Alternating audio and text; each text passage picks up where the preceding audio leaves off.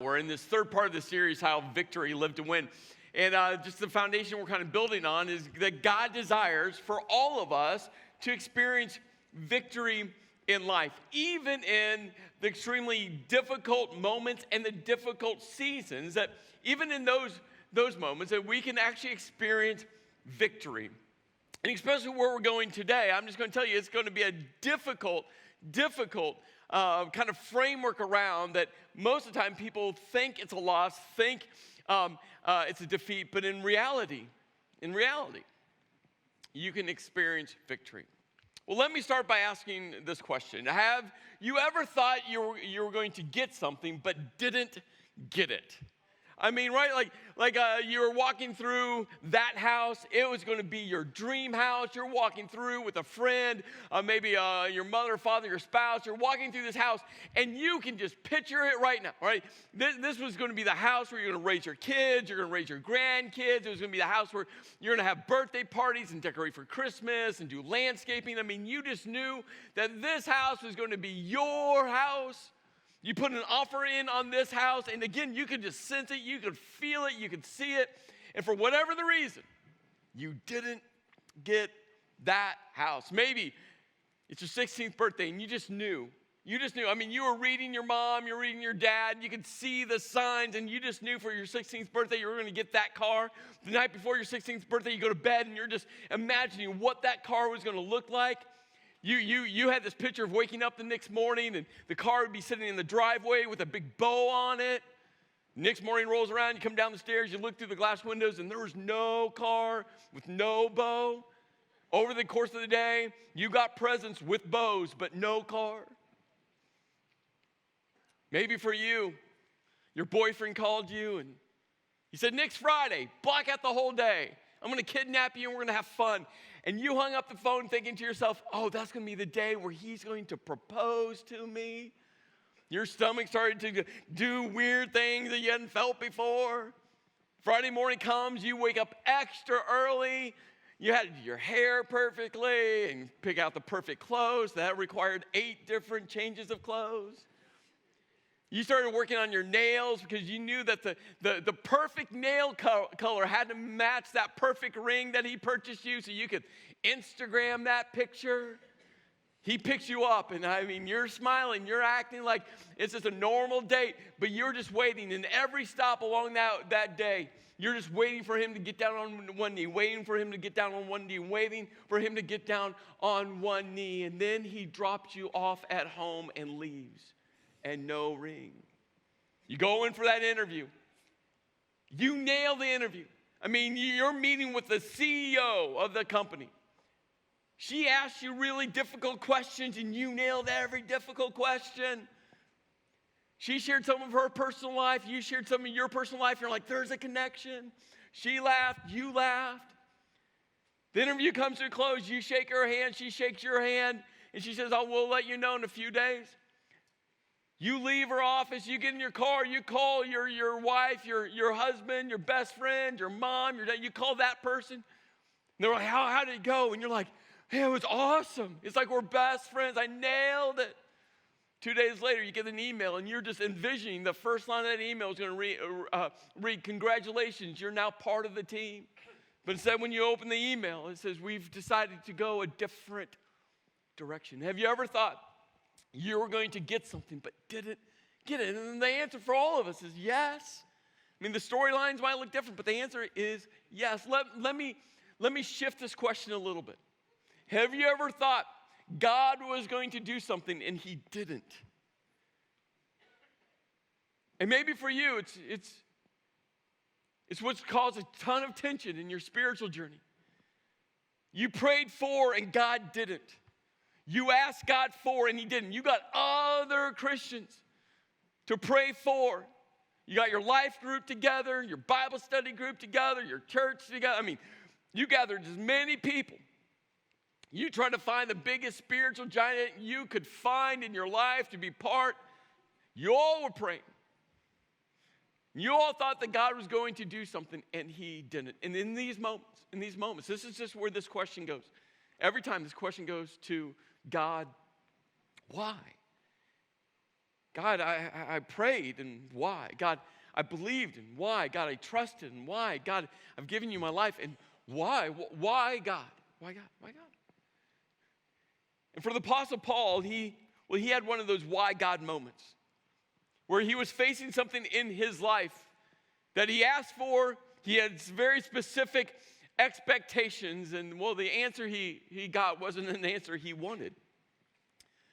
But in that season of him going, why God? He landed on an insight, he landed on a truth that I think for all of us is something that we need to hold on to. Because for the Apostle Paul in this season that, well, it looked like a defeat, it looked like a loss, he discovered that there was actually victory. There's actually victory. So the Apostle Paul, he's writing this letter to a church located in the ancient Greek city of Corinth. And we call them books of the Bible, but we have to remember that, Paul's writing a letter to a church, a gathering of people like you and me in a city. And in our Bibles, we actually have two of those letters. It's called 1st and 2nd Corinthians. There's two letters. A lot of scholars think there's more letters than that. Some scholars think that Paul wrote 4 letters. Some scholars think that 2nd Corinthians, where we're going to be today, it was actually several letters that were put together. We know there was more letters than that what we have, but we have 2 of those letters. And Paul is just going to be so transparent in his spiritual journey. And again, what at first looked like a defeat ended up to be victory. So Paul jumps in and he writes, so to keep me from becoming proud. And I've read these words before, this whole section of this letter. I've read before, and as I started to work on kind of this weekend's message, I got really excited because I know where it ends. And I'm like, these are great, encouraging, inspiring words, and I couldn't wait to get there. But what I found myself doing throughout the course of developing this message out, I started to focus on just these 7 words. It was like God's like, no, come back. You need to focus on these words. I'm like, I want to get to the end. And God's like, no, it's 7 words. Christian, you need to wrestle with these 7 words. And the more I focus on these 7 words, I realize the importance of these 7 words. Paul's saying, so to keep me from, meaning everything that happens after this, everything he writes after this, everything he personally experienced. This is his personal life. Everything that comes after is all tethered to so to keep me from. He had a keep me from moment. And he writes very specifically from becoming proud. And I found myself wrestling with this one word, pride. And Paul's saying, hey, to keep me from allowing this sin called pride to be in my life. And everything he writes afterwards gets tethered to those 7 words. To keep me from. See, pride is one of those sins that we don't focus in on a lot. We just don't. There's other sins that we focus in on a lot, but pride is one of those that we don't. And our English word pride actually is translated both in the ancient Hebrew and the ancient Greek, both of those languages that most of our Bible is written from. Our English word pride gets rooted to these two, this Hebrew word and this Greek word. And the root word of these ancient languages means this: to be lifted up, either literally or figuratively, which I think just gives us a great word image around this word pride, right? Pride's all about raising ourselves up, lifting ourselves up above other people. And we see this as the very first sin that enters the world with Adam and Eve. Adam and Eve, it wasn't about a piece of fruit. It was about their pursuit to lift themselves up to equal standing of God, or maybe a bit higher. They wanted to have the wisdom of God, to think like God. And so we see this enter in the very first, is how sin entered the world. Most scholars actually say that pride, that all other sin gets attached to, gets tethered to, gets linked to this one sin, pride. And for you, if you're a Christ follower, I just want you to know, the longer you are a Christ follower, the more dangerous spiritual pride becomes. Let me say that again. Christ followers. The longer that you are a Christ follower, the more dangerous spiritual pride is for you, because spiritual pride is a sin that's lurking within all of us. Within all of us. In the first part of the 18th century, there was a American Christian theologian. His name was Jonathan Edwards. I've read a lot from Jonathan Edwards. And he wrote this really, really short essay with a very long title. And what was interesting as I read this short essay, I kept on coming back to the long title, and then I realized that the long title says so much about what this short essay is about. So here's the long title is Undetected Spiritual Pride, One Cause of Failure in Times of Great Revival. And again, there's so much just in this long title. Now, it's not short, it's not pithy, it's not memorable, but it says a lot. I mean, just in the main title, this idea of undetected. And that's so true for pride. The pride is one of those sins that just lurks in the shadows in our minds and in our hearts. It's so difficult to see within us. It's so difficult to see in other people, but it's lurking in the shadows and it's there.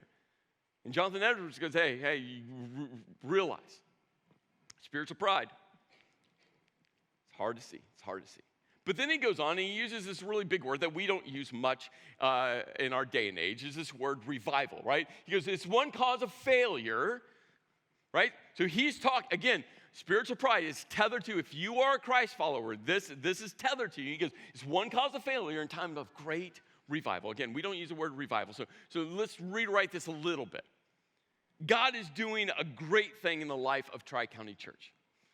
This story after story after story surfaces every week of God using Tri-County Church, which again, the church is a gathering of people like you and me, to impact the lives of people. Many of your lives have been significantly impacted because of Tri-County Church. And so you could read this line as one cause of failure in times of God doing something great through Tri-County Church. That undetected spiritual pride will and is a cause of failure. Jonathan Edwards starts writing this short essay with a long title, and he writes this: the first and worst cause of errors that abound in our day and age is spiritual pride. Grab the gravity of this. The first and worst cause, spiritual pride. This is a main door, not a side door, not the basement door, not a back door. This is the front. Double doors are painted red with a light above them. You can't miss. That's the main door. He goes, this is the main door by which the devil comes into the hearts of those who are zealous for the advancement of Christ. He goes on, he goes, it is the chief inlet of smoke from the bottomless pit to darken the mind. Week 1, part 1 of the series, Victory, we talked all about the mind. He goes, it's a bottomless pit to darken the mind and mislead the judgment. Pride is a main handle by which he has hold of Christian persons. Again, spiritual pride, Christ follower. The longer you are a Christ follower, the more dangerous spiritual pride can become. And the chief source of all the mischief that he introduces to clog and hinder a work of God. And God's greatest work is his church. The main strategy to tell all people about Jesus. Alas, how much pride the best, he's talking about, Christians, Christ followers, the best Christ followers, because how much pride the best Christ followers have in their hearts. It is the worst part of the body of sin and death. And then he brings his short essay with a long title to a close. He goes, the first sin that ever entered into the universe, Adam and Eve, not about fruit, is about them wanting to lift themselves up to the level of God. And the last that is rooted out. And then hold on to this. It is God's most stubborn enemy. Pride. Now, I have a list of really good questions I'm just going to kind of float out there. I think they're amazing questions. You might not think they're so amazing. I think at some point, you might not even really like me. But it's Mother's Day weekend, so try to like me a little bit. But here's the thing. Tension is not bad. Hear this. The question is, what are you going to do with the tension that wells up within you? Is that tension going to get your attention, or do you want to run from the tension? And here's what I ask from all of you. Especially Christ followers, lean into this. Lean into the tension, because these questions, at least one of them, is going to create some level of tension. You might have multiple, but don't run from it. Don't push it back. Don't blame me. Don't push back on me. Just allow these questions to get your attention, because it's that imperative for your spiritual journey.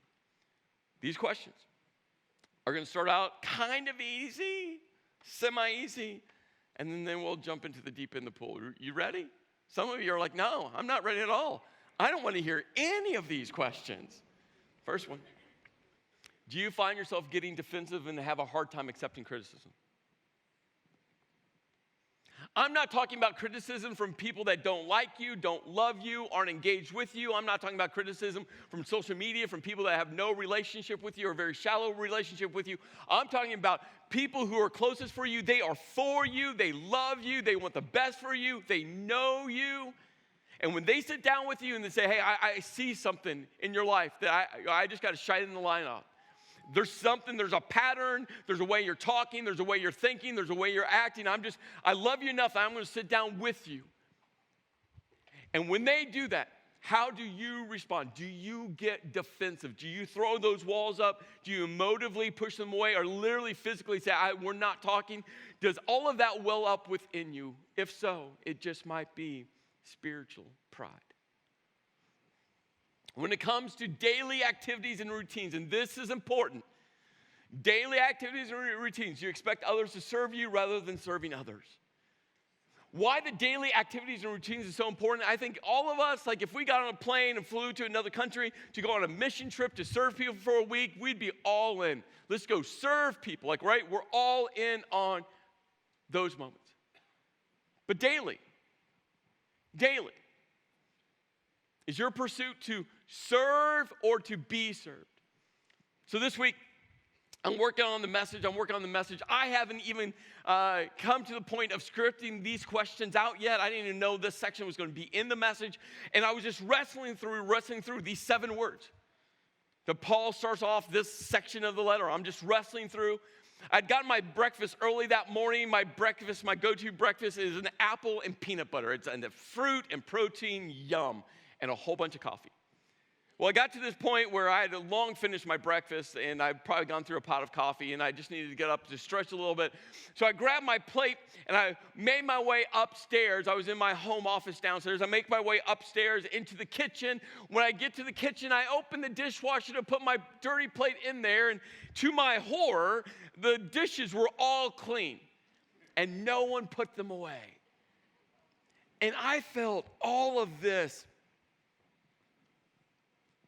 angst, anger, frustration. I'm like, why would anyone put away the clean dishes? What's my family up to? All of this. I take my dirty plates, I toss it into the sink, and I literally, no one's at home, I literally, like a 12-year-old boy, stomp downstairs. Can't believe my family, they put away the dishes. Sit down at my desk, I'm like, ugh. And I look at these 7 words, I go, I got to write my message now. And God's like, hey, Chris, really? Hey, Chris, why are you so worked up? And let me make it clear. My girls know in the morning if the dishwasher is clean, they should put away the dishes, right? That's a parenting moment. My anger, my frustration wasn't about a parenting moment. Nothing to do. I'm just being transparent. It was nothing about it. It was the fact that the clean dishes weren't put away, and that it inconvenienced me. And I'm working on a message and focusing on these 7 words and this pride word, and God's like, hey, Chris, why are you so worked up?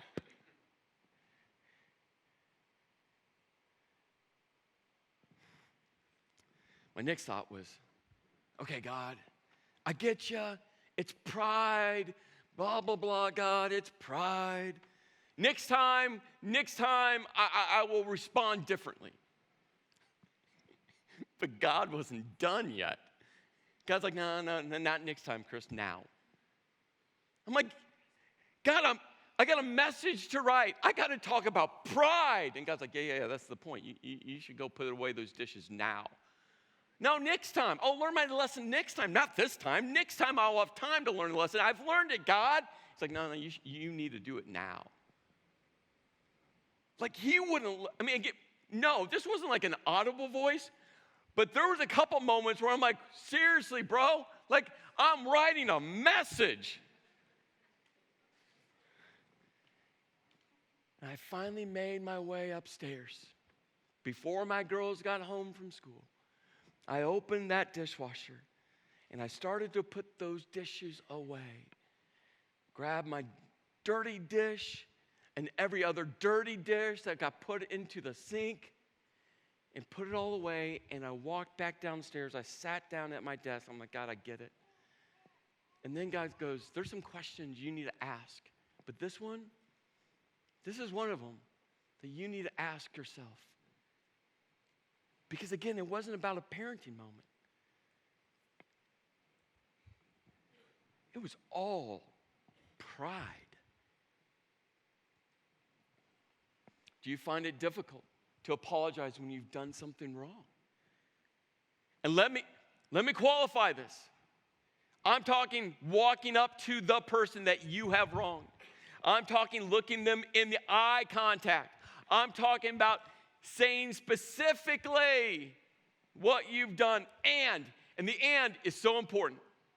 And not making an excuse. Because that's pride. Because this is what happens. I'm so sorry. You're looking in the eye. You're like, yeah, I got them. I'm so sorry. You name it. When I said that really harshly, I slammed that door. I didn't do what I said. And then pride creeps up. And this is what pride does. Pride goes, yeah, say but. And then you go, but, I had a hard day, but I received this phone call, but my boss did, and I'm under stress, and I didn't know, right? And as soon as you say, I'm going to ruin apologies for all of you right now, I promise you. As soon as you say but, it's pride saying, yeah, you're not really sorry because now you're blaming someone or something else. And you know it. Because right now, some of you are feeling that attention because you're an expert at apologizing with the but clause attached, and it's pride. Are you focused on the sin of someone else while ignoring your sin? Woo, that's a really good one, by the way. I like that one. Again, the longer you're a Christ follower, the more dangerous pride becomes.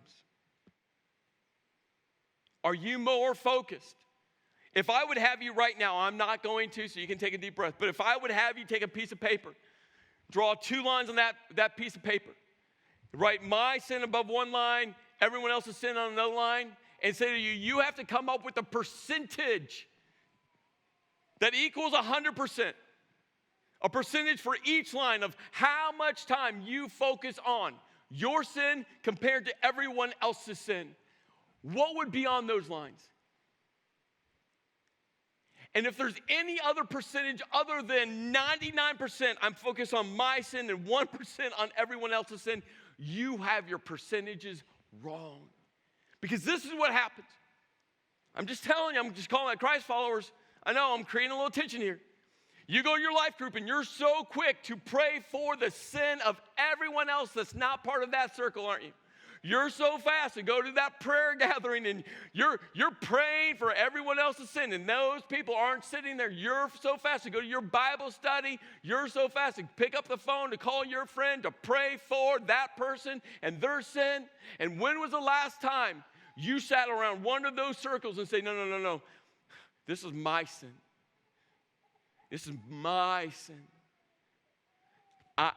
I need prayer for me. And here's the thing. The more you focus on your sin, the more your heart will be broken because you realize what your sin causes in your relationship with God and your relationship with other people, the more you focus on you, the less time you will have to focus on everyone else's sin. What percentage? What percentage? You know. You know. Are you constantly criticizing and tearing down? The key word here that I got to remove, because some of you are focusing on the wrong word. So let's remove one word. Constantly. Or are you just criticizing and tearing down people? Every time you're in a conversation with someone, you're just tearing people down. You just are. Maybe you don't even realize it. You walked into church, and all of a sudden you find yourself in a circle of people, and you're just tearing people down. You're pointing faults in everything they're doing. Do you realize that people, and I'm talking about Christians, again, if you're a non-Christian, okay, I'm talking about Christians, Christ followers, who say, I want to live my life reflecting Jesus. Do you realize Christians go on to Google, and you can type in Google reviews on churches, and there's like negative, divisive Google reviews that Christians type. It blows my mind. Like, as Christ followers, how in the world do we get to the point where the church, God's hope of the world, and Jesus, although, by the way, in John 17 says, God, I pray that they will be one as you and I are one, so they will be one. Why is unity so important? Jesus says it. So the world will know me. One of Jesus' last prayers, he's saying to God, God, I pray that the church, the gathering of people, will stay unified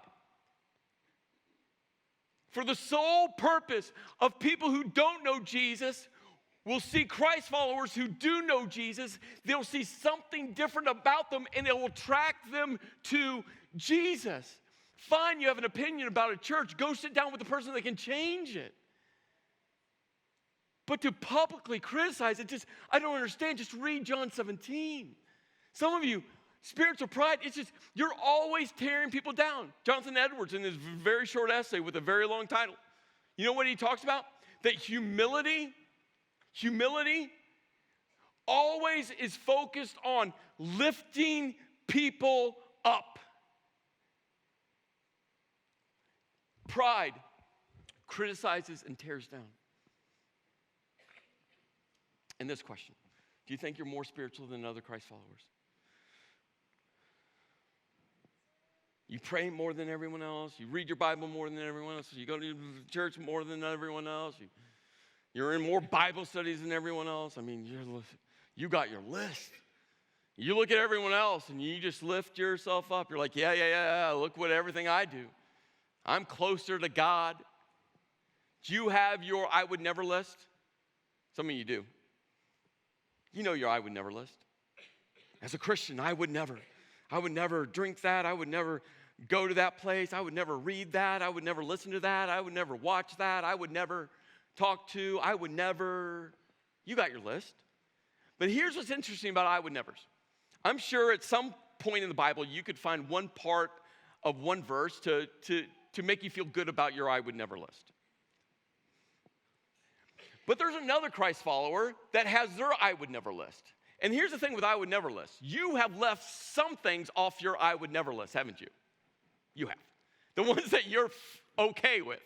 But as soon as you leave things off of your I would never list, there's another Christ follower that has their I would never list that include the things you left off their list, but they've discluded the things that are on your list. And I would never list. Again, not all the time, I'm just saying.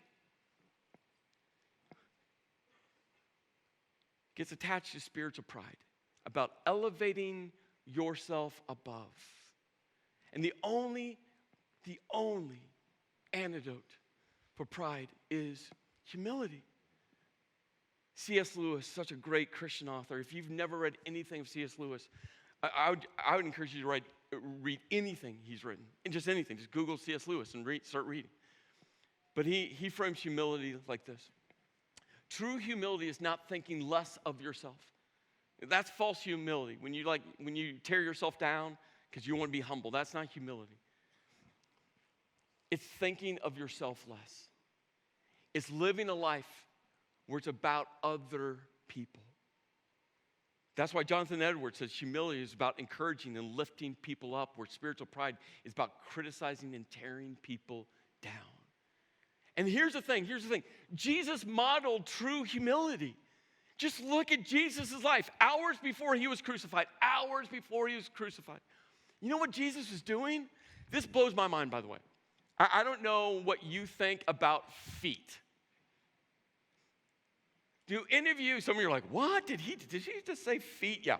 How many of you think feet are just absolutely disgusting? Come on. Oh, yeah. Oh, come on. Some of you are married to a person and you just can't even look at their feet. Like, feet. Like, I do. My family knows they can't touch my feet. That's like on the rule sheet. Do not touch dad's feet. I have a thing about feet. I don't want my feet touched. My feet are really kind of disgusting. But feet just generally are disgusting. They're cracked and they're rough. And you have hangnails and toe fungus and stuff in between your toes, right? Like, feet are just not. I mean, God, I know why, God, you invented feet. Thank you, God, for that. But they're generally, like, disgusting. And hours before Jesus was crucified, you know what he did? He gathered his friends around him, and he did something reserved for a slave. He started to scrub their feet. Hours before he was to die, he knew. And he lowered himself in an act of service to say, this is an example. Humility is the only antidote for pride. And Jesus, the Son of God, lowered himself and said, I'm going to scrub your cracked, weather-worn, toenail fungused feet. Christ followers. I told you I'm going to increase some tension. Christ followers. If you've ever said, and I've said these words, okay, so I'm part of the club. If you've ever said, I know many of you have. If you've ever said, I just want to go deep. Another Bible study is not going to cause your faith to go deep. Another prayer group is not going to cause your faith to go deep. Another exegetical study is not going to cause your faith to go deep. More knowledge is not going to cause your faith to go deep. Look at Jesus' life. You want your faith to grow deep? Serve people. Pour your life into other people. Disciple other people. Come beside other people and walk with them on their spiritual journey.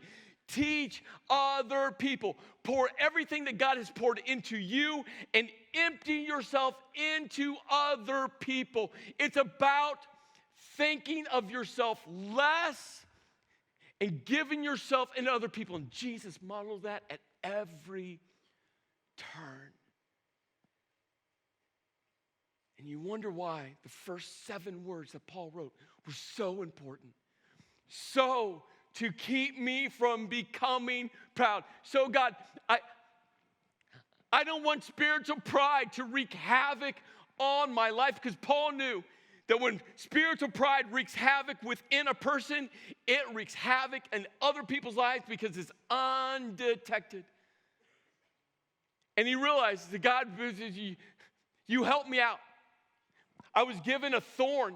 And this word thorn is not a great English translation. A thorn is this image. You're walking through the forest, you walk across a bush, and it has thorns in it, get stuck in your finger, and you're on a hike, and you think to yourself, ouch, that hurts, but you forgot your pocket tweezers, so you can't get it out, and you're like, I'll go on with the hike. I'll get it out when I get home. You feel it, it's there, it's more annoying than anything. It's not what Paul's writing. What Paul's writing, the better translation, is the word stake. Paul's saying there's a big wooden pointed stake in my flesh, and we're not sure what this was for Paul, because the word flesh means like just in this physical existence. It was kind of a general term. Maybe that stake was something to do with his physical body. Maybe it was. Maybe it had something to do with mental health. Could have been. Maybe it was his opposition, whether the Jewish opposition or Christians attacking him. We don't know. but in his physical existence, in his life, there was a stake, and it was given to him. By who? Maybe God. At the bare minimum, God allowed this stake to be given to him. He goes on, he goes, it's a messenger from Satan to torment me. Again, Paul's building such a powerful word image, right? We got this wooden stake in his flesh, and then he uses this word torment, which means to hit with a closed fist. He's like, not only do I have the stake in me, I'm getting pummeled repeatedly. Like this is an annoying pain. This is overwhelming pain. And Paul says, three times I beg God. 3 times I beg God to take it away. God, I want to plant more churches. Please take this away. God, I want to write more letters to more people and encourage more people and name Jesus the subject of my life. Please take this away. God, I want to love more people. And this stake, this pummeling, it's just so overwhelming. It is taking up so much energy, so much time, so much focus, so much energy. God, please take this away. I want to do more for you, God. So please take this away. And you know what God's response was? My grace is all you need, for my power works best in weakness. God, please take it away. Request denied. God, please take it away. Request denied. My power works best in weakness. God, please take it away. Request denied. My power works best in weakness. Maybe, just maybe, that thing you've been asking God to remove from your life, maybe God is just intentionally saying, request denied. Maybe for you, God, the attacks keep coming. Please protect me. And maybe God's saying to you, request denied. My power works best in weakness. God, I can't handle any more bad news. The year started bad. It's continued to get bad. It's not looking like 2019 is going to get any better. And God goes, request denied. My power works best in weakness. God, I need my financial stress to subside. And one more bill, one more broken down car, one more house repair. God, I'm on the edge. Please, request denied. My power works best in weakness. God, please take my depression away. God, every morning I wake up and it's just overwhelming. God, please, request denied. You need to know that my power works best in weakness. Hey, God, I'm lonely. I need someone in my life now. I'm all alone. Request denied. My power works best in weakness. Hey, God, my fear is so overwhelming. Please remove it. Request denied. My power works best in weakness. God, you fill in the blank. 3 times Paul begged. God's like, Paul, request denied. My power works best in weakness. And all of a sudden, Paul gets it. It's like a light bulb comes on, and he realizes, again, not in the moment. And he writes, so now, not before I begged God, before I kept on coming back to God, before I didn't understand what God was doing, and why would God not remove this from me? And then Paul gets it because Paul realized what God was doing in him and through him. I mean, we as a church are here today, not because of our model of church planning and church multiplication, because we've just followed the Apostle Paul. And Paul's like, so now I'm glad. I wasn't glad before, but now I'm glad to boast all about my weaknesses so that the power of Christ can work through me. That's why I take pleasure in my weaknesses and in the insults and hardships and persecutions and troubles that I suffer for Christ. For when I am weak, then I am strong. Maybe God is not removing the thing you're asking him to remove because it's the best thing for you. If you're a parent, you get this. You get this. As parents, our goal is to pour our lives into our kids. The Bible talks about training up a child in the way he and the way she should go, to train them up. And all the time as a parent, as a dad, I'm making decisions, my wife and I are making decisions that our kids don't like, right, parents? Welcome to parenting. You're going to make decisions, and you just know how your kids are going to respond. They're not going to like it. Early on, our kids got phones, and from the very beginning, we told our kids that those phones are our phones. They're not your phones. They're my phone. I pay for that phone. You live in the house that I pay for. Everything is mine. The day you pay for anything, then you can go live on your own and pay for everything. Then it's yours. But until that day, so my kids from the very beginning knew that their cell phones were our phones, and they knew something else. That we as parents were going to read everything on their phone. From the very beginning. Text messages, we're going to read them. Voicemails, well, they never call people on their phones, which is interesting. Social media accounts, all of them. We have passwords for every social media account, and we read their social media. And if you're thinking as parents, like, well, isn't that an invasion of their privacy? Privacy, they're our kids. They're our kids. Now, we could remove all of those and isolate them. But as parents, we don't want to isolate our kids from the world, but we want to protect them. And with social media parents, with social media, I'm just telling you, we don't want to isolate, we want to protect. I would not allow some 20-year-old boy, stranger, or not stranger, to come into my house to hang out with one of my daughters when I wasn't at home. Why in the world would I allow that same boy to have complete access to my kids through social media? Again, we're protecting, not isolating.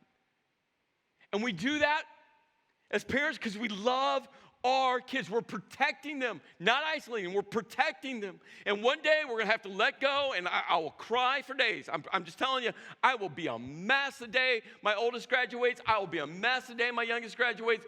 I'll get there. I'll somehow make my way through it. But one day we're going to have to let go. That's fine. But right now, in their development, we're going to protect them. Why? Because we love them. And this is what God was saying to Paul. Paul, I love you so much that I'm going to keep this here to protect your heart from spiritual pride. Because, Paul, you're going to do great things for the kingdom. There's going to be hundreds of thousands, millions of churches are going to be launched because of your work here. And it's so important. I'm going to keep that stake attached to you to make sure, to ensure that spiritual pride doesn't wreak havoc upon you. Just maybe God's not going to remove what you want him to remove because he loves you so much that it needs to stay in place. For when we are weak, then we are strong.